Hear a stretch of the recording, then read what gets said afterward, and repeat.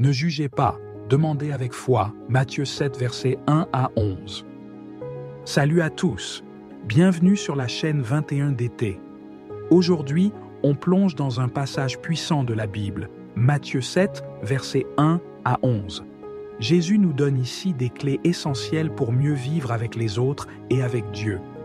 Alors, prêt à découvrir ce que ça veut dire pour nous aujourd'hui? Allons-y. Ne jugez pas, Matthieu 7, versets 1 à 5. Jésus commence fort. Ne jugez pas, afin que vous ne soyez pas jugés. Mais attention, ça ne veut pas dire qu'on doit fermer les yeux sur tout. Non, Jésus parle ici d'arrêter de condamner les autres sans réfléchir. Il utilise une image qui fait sourire. Imaginez quelqu'un avec une énorme poutre dans l'œil qui essaie d'enlever une petite paille dans l'œil de son voisin. C'est ridicule, non? Le message, c'est clair. Avant de critiquer les autres, regardons d'abord nos propres défauts. Soyons humbles, soyons miséricordieux. Parce que, soyons honnêtes, on a tous des poutres à enlever. Pas vrai? Discernez avec sagesse. Matthieu 7, 6.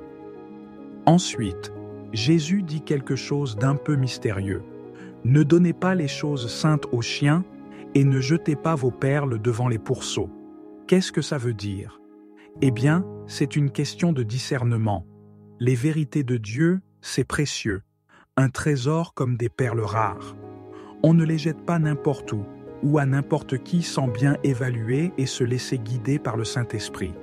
Ça ne veut pas dire qu'on méprise les gens, mais qu'on partage la parole de Dieu avec respect et sagesse, en regardant si les cœurs sont ouverts. Demandez, cherchez, frappez. Matthieu 7, versets 7 à 11. Et maintenant, le meilleur pour la fin. Jésus nous dit, demandez, et l'on vous donnera. Cherchez, et vous trouverez. Frappez, et l'on vous ouvrira. Waouh, c'est une promesse incroyable. Dieu n'est pas un Père distant qui nous ignore. Non, il est là, prêt à répondre. Jésus compare ça à un parent humain. Même nous, qui sommes imparfaits, on donne de bonnes choses à nos enfants. Alors, imaginez combien plus Dieu, qui est parfait, veut nous bénir. Mais il faut demander, chercher, frapper. Ça veut dire avoir une foi active, persévérante.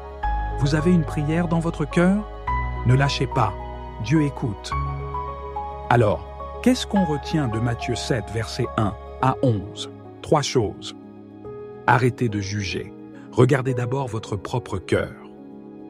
Partagez la vérité avec discernement, comme un trésor précieux. Priez avec foi, parce que Dieu est un Père qui aime répondre.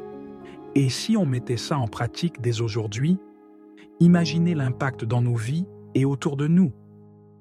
Si cette vidéo vous a parlé, laissez un pouce bleu, partagez-la avec un ami et abonnez-vous pour ne pas rater les prochaines. Dites-moi en commentaire ce que ce passage vous inspire. On se retrouve bientôt pour plus de contenu qui édifie et encourage. À très vite et que Dieu vous bénisse.